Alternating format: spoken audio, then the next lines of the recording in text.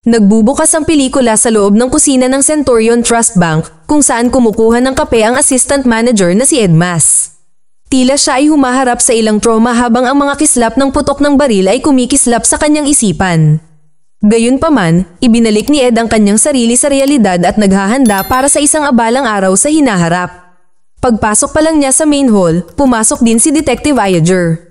Idineposito ng huli ang kanyang sweldo sa isang savings account at mabilis na bumalik sa kanyang trabaho. Mukhang normal ang lahat, sinusubaybayan ng mga security guard ang floor, pinangangasiwaan ng mga clerk ang mga papeles, at naghihintay ang mga customer sa kanilang turn.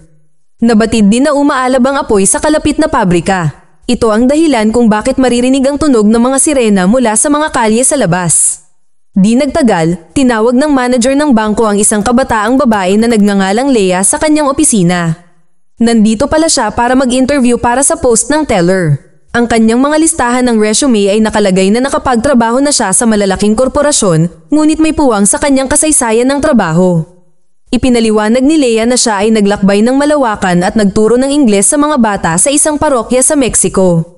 Ngunit dahil sa sakit ng isang kamag-anak, kinailangan niyang bumalik at ngayon ay nagsisikap na makakuha ng trabaho. Sa labas ng main hall, nagsimulang gumawa ng eksena ang isang babaeng may tato ng patak ng luha sa kanyang mukha. Ang isang babaeng teller ay nagsisikap na kontrolin ang sitwasyon, ngunit ang babaeng may tato ay nagsisimulang magalit na sinisiraan ang bangko dahil sa paniningil ng mga ilegal na penalty. Samantala, ang manager, na walang kamalay-malay sa mga nangyayari sa labas, ay nagpatuloy sa panayam. Ipinagtapat niya kay Leia na noong nakaraang taon, 3 na silang teller na umalis sa trabaho. Iniisip ng ilang empleyado na ang bangko ay pinagmumultuhan dahil nakakita o nakarinig sila ng mga nakakatakot na bagay. Sa sandaling ito, hinarap ng head teller na si Susan Cromwell ang nakakagambalang bisita. Itinuro niya na ang babae ay hindi kailanman naging kliyente ng kanilang bangko. Sa sandaling iyon, 3 bumbero ang pumasok sa gusali at inilock ang mga pinto mula sa loob. Sumenya si Leia sa nagagalit na bisita na biglang umatake sa security guard. Siya ay bumagsak mula sa isang malakas na suntok sa mukha at lahat ay nagpupumilit na maunawaan ang kaguluhan. Pagkatapos ay bumunot ng baril si Leia at sinabihan ng assistant manager na sumunod, kung hindi ay pasasabugin niya ang ulo nito. Ang isang detalyadong plano sa pagnanakaw sa bangko ay isinasagawa na ngayon. Gayunpaman, nakita ng guard sa main door ang customer na marahas sa isa pang security guard. Kaya, nakipag-ugnayan siya sa mga lokal na awtoridad sa pamamagitan ng kanyang walkie-talkie at ipinapahayag na nagkaroon ng kaunting kaguluhan sa Centurion Trust Bank. Pagkatapos ay nagmamadali siyang pumunta sa counter, ngunit pinatalsik lamang siya ng isa sa mga bumbero. Ang iba pang 2 ay kinukuha ang lahat at tinatakpan ang kanilang mga ulo ng mga bag. Samantala, ang nakakagambalang bisita na lumalabas na kapatid ni Leia, si V, ay nangongolekta ng mga telepono mula sa mga bihag. Ang pangalawang bumbero, si Cyrus, ay nagspray ng pintura sa mga security camera. Ito ay nang makipag-ugnayan ng lokal na pulisya sa security guard na tumawag sa pagkabalisa kanina. Ngunit ang ikatlong bumbero, na nagngangalang Michael, ay pinilit ang gwardya na tiyakin sa kanila na ang lahat ay nasa ilalim ng kontrol. Gayunpaman, nagpa siya si Detective Iger na naka-duty sa isang kalapit na lugar na suriin ang bangko. Papunta na siya nang biglang naglabas ng tunog at hindi malinaw na mensahe ang kanyang radyo. Ito ay boses ng isang tao na naguulat na may nagaganap na pagnanakaw sa Centurion Trust Bank. Sinabi ng lalaki na nangho-hostage ang mga magnanakaw at nakikiusap na ipadala ang mga pulis. Sa loob ng bangko, ang unang bumbero, na ang pangalan ay Kramer, ay nagutos sa mga teller na buksan ang vault. Nag-alinlangan sila sa una ngunit sa huli ay pumayag na gawin ang sinabi. Samantala, sa bulwagan, sinubukang tumakas ng manager ng bangko ngunit mabilis siyang binaril sa tuhod. Nagsimula siyang mamilipit at sumigaw sa sakit na pinilit na patulugin siya ni Michael. Pagkatapos ay tinanggal ni Michael ang kanyang maskara at sinimulang gamutin ang sugat habang humihingi ng tawad sa biktima, sinabing ayaw niyang makasakit ng sinuman. Bumalik sa vault, sa wakas ay binuksan ni Susan ang malaking safe para lamang ipakita na naglalaman ito ng maliit na halaga ng pera. Galit na kinuha ni Kramer ang pera, lumabas sa bulwagan at sumigaw na mayroon lamang $70,000 dito. Lahat ng magnanakaw ay dismayado sa paghahayag na ito. Inilagay nila ang kanilang buhay sa panganib at nasaktan ng mga tao para lamang sa napakaliit na halaga ng pera. Habang si Leia ay gustong mabilis na makalabas, si V at ang iba ay tumangging umalis nang walang dala. Habang abala sila sa pagtatalo, isang hostage ang hindi inaasahang nag-alok ng kanyang tulong. Ipinakilala niya ang kanyang sarili bilang assistant manager at sinasabing alam niya ang bangko sa labas. Upang patunayan ang kanyang sinseridad, ibinunyag ng lalaki ang lokasyon ng isang button ng emergency alarm at pinayuhan silang i-disable ito ng mabilis. Sinabi niya na kung ang database ng pang-araw-araw na transaksyon ay hindi na-verify gamit ang PIN ng manager, ang alarma ay isa sa aktibo. Nangako siyang tutulungan ng mga magnanakaw kung matiyak nilang walang ibang masasaktan. Sumang-ayon ng isang desperado na V at tinanggal ang bag sa kanyang ulo. Napag-alaman na ang lalaki ay si Edmas, ang parehong tao na nakita natin sa unang eksena. Kasunod nito, mabilis na hindi pinagana ni Ed ang alarma at inihayag pa ang lokasyon ng karagdagang pera. Sinabi niya na mayroong isang vault na itinayo mga 60 hanggang 70 taon na ang nakalilipas sa basement. Sinabi ni Ed na naglalaman ito ng 6 na milyong pera at iniabot pa sa kanila ang mga susi sa pintuan ng basement. Di nagtagal pagkatapos, pumunta sina V at Kramer sa basement, inutusan ng iba na subaybayan sila sa pamamagitan ng mga surveillance camera. Ayon sa kanilang plano, bababa din si Michael mamaya sa basement. Siya ang inatas ang gumawa ng butas sa sewage pipeline ng bangko na magsisilbing ruta ng kanilang pagtakas. Sa ngayon, isinasama ni Leia si Ed sa isang hiwalay na opisina kung saan maaari niyang obserbahan ang mga surveillance monitor. Nakarating din sina V at Kramer sa basement at hinanap ang pinto patungo sa lumang vault. Bumalik sa itaas, ikinulong ni Michael ang lahat ng mga bihag sa bagong vault at binabantayan ang kanyang sarili. Ang lahat ay nananatiling tahimik ng ilang sandali, ngunit sa lalong madaling panahon, ang mga hostage ay nagsimulang maging hindi mapalagay. Si Susan ang unang nagsalita, nakikiusap na ihatid siya sa banyo sa ibaba. Pansamantala, natuklasan ni na Kramer at V ang vault na may malaking metal na pinto na nilagyan ng mga kandado ng gulong. Inamin ni Kramer na aabutin ng hindi bababa sa 20 minuto upang masira ito.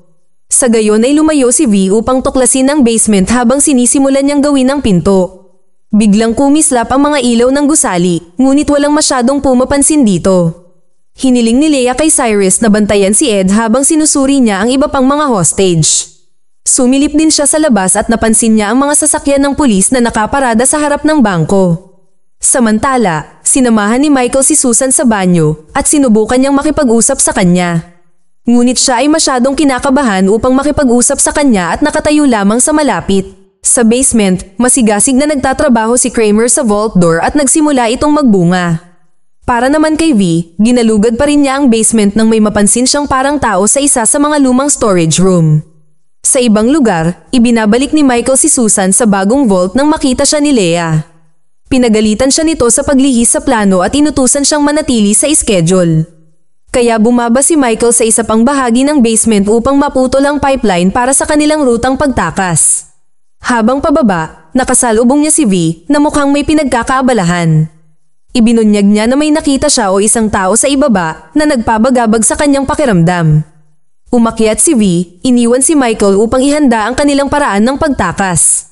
Makalipas ang ilang sandali, si Cyrus ang pumalit sa pagbabantay sa mga hostage habang sinusubaybayan ng magkapatid na babae ang ginagawa ni Kramer sa basement.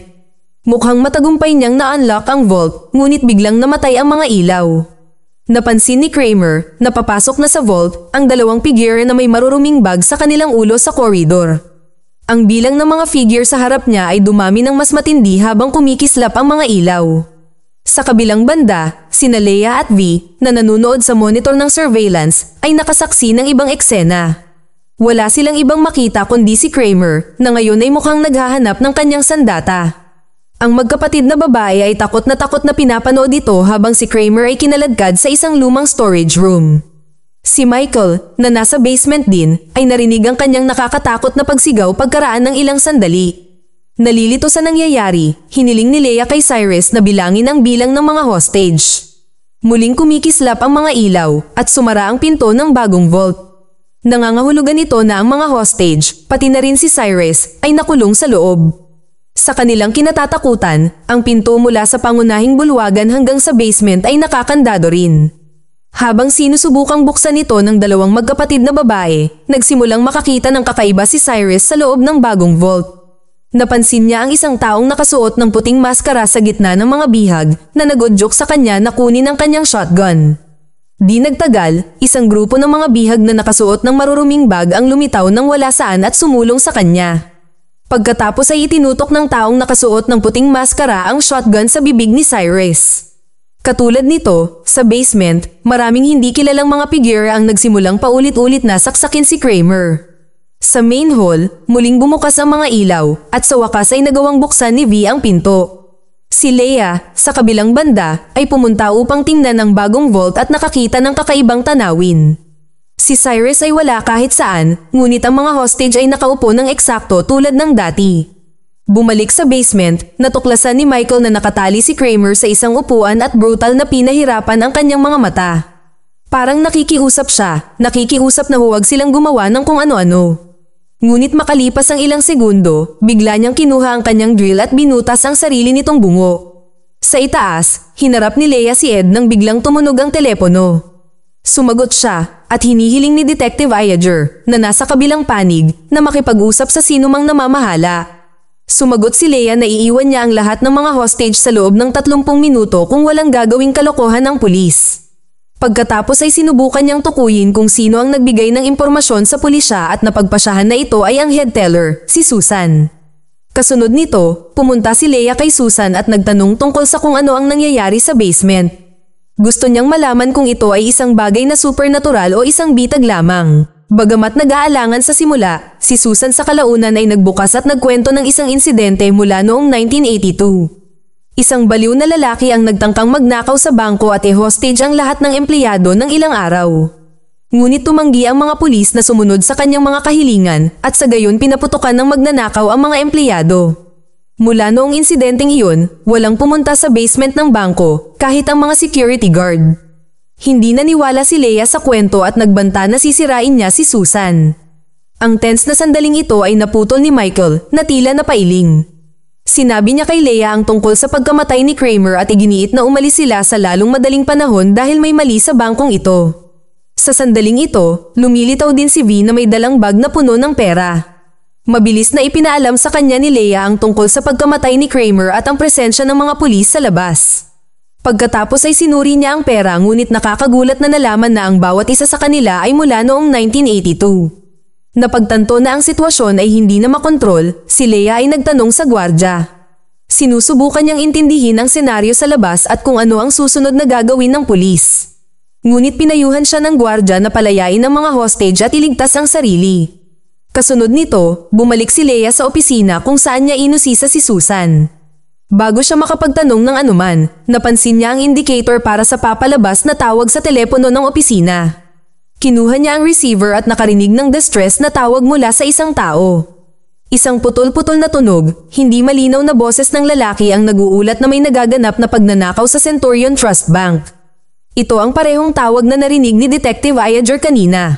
Samantala, bumalik si Michael sa basement at tinapos ang pagputol sa pipeline. Tinatapos niya ang kanyang trabaho nang biglang may narinig siyang humihingi ng tulong. Nagmamadaling tinungo ni Michael ang tunog at natagpuan ng isang babaeng sugatan sa sahig. Ngunit sa hindi inaasahang pagkakataon ay nag-transform siya sa isang nasusunog na bangkay at lumapit sa kanya. Ang isang takot na si Michael ay walang pagpipilian kundi ang tumakas mula sa lugar. Maya-maya, bumaba si V at nakita si Michael na nagbubuhos ng gasolina sa sahig. Nakiusap siya sa kanya na tumakas sa bangko ngunit tumanggi siyang iwanan ang kanyang sarili. Ang isang nakikitang emosyonal na V pagkatapos ay niyakap siya ng mahigpit at hinanap ang labasan habang sinusunog ni Michael ang koridor. Sinusubukan niyang harangan ang ruta ng pagtakas mula sa mga multo na humahabol ngunit hindi rin sinasadyang na-activate ang alarma sa sunog. Sa itaas na palapag, sinabi ni Ed kay Leia na ngayon ay mapipilitang pumasok ang mga pulis. Nakiusap siya sa kanya na palayain ang lahat ng mga hostage at sa halip ay nakakagulat, si Leia ay obligado. Pinakawalan niya ang assistant manager at inabutan siya ng kutsilyo para palayain ang iba pang mga hostage. Kinuha ni Leia ang bag ng pera at nagtungo sa basement. Nakikiusap sa kanya ang security officer ng bangko na huwag pumunta doon, ngunit hindi niya pinapansin ang mga babala nito. Di nagtagal, sinugod ng mga pulis ang gusali at pinaputukan ang tumakas na si Leia. Nahulog siya sa hagdanan, nasugatan ang kanyang binti, ngunit nagpatuloy patungo sa pipeline. Sa kabilang banda, lahat ng mga hostage ay tumakas maliban sa assistant manager, si Ed, na tahimik na nakatayo doon. Nang marating ni Leia ang butas ng tubo, bigla niyang narinig ang boses ni Michael at nagtungo sa lumang vault. Ngunit nagsimulang magsara ang mga pinto, at ngayon ay nakulong siya sa ilang mga multo na may maruruming bag sa kanilang mga ulo. Nang tila nawala ang lahat ng pag-asa, dumating si Michael sa tamang oras upang hilahin siya palabas. Pagkatapos ay sinabi niya sa kanya na tumakbo at manatili sa likod upang pigilan ang mga multo. Sa kasamaang palad, bago makapasok si Leia sa ruta ng pagtakas, inatake siya ng lalaking nakasuot ng puting maskara at ilang iba pang mga multo. Pagkatapos ay ginampanan ni Michael ang kanyang huling lansihin, isinakripisyo niya ang kanyang sarili at nag-apoy sa buong paligid. Nagbibigay ito kay Leia ng sapat na oras upang ligtas na makatakas sa tubo. Ang eksena ay biglang lumipat sa susunod na araw habang nagmamaneho si Leia sa isang maruming kalsada. Nakikinig siya sa isang ulat sa radyo tungkol sa armadong pagnanakaw at sunog sa Centurion Trust Bank. Nakasaad sa ulat na lahat ng sangkot na tulisan ay namatay sa sunog. Di nagtagal, inihinto niya ang kanyang sasakyan sa daan at sinundo ang kanyang kapatid na si V. Sa ibang lugar sa istasyon ng pulisya, ipinagpatuloy ni Detective Ayager ang kanyang pagsisiyasat. Sinusuri niya ang footage ng pagkamatay ng mga magnanakaw kung saan sila lang ang nakikita. Walang makakilala sa assistant manager na gumabay sa mga magnanakaw sa lumang vault. Sinusubukan ng mga saksi na alalahanin ang mga detalye tungkol sa lalaki na tila alam ang sistema ng seguridad ng bangko. Ngunit napagtanto nilang lahat na hindi niya sinabi sa sino man ang kanyang pangalan. Si Susan, na 10 taon nang nagtrabaho sa bangko, ay hindi naaalala ang ganoong empleyado. Gayunpaman, bigla siyang nakilala sa isang larawan sa dingding ng istasyon ng pulisya. Itinuro ni Susan ang larawan na kinilala siya bilang ang taong tumulong sa mga magnanakaw. Gayunpaman, tinanggihan ni Detective Ayager ang kanyang mga sinabi at sinabing hindi ito posible.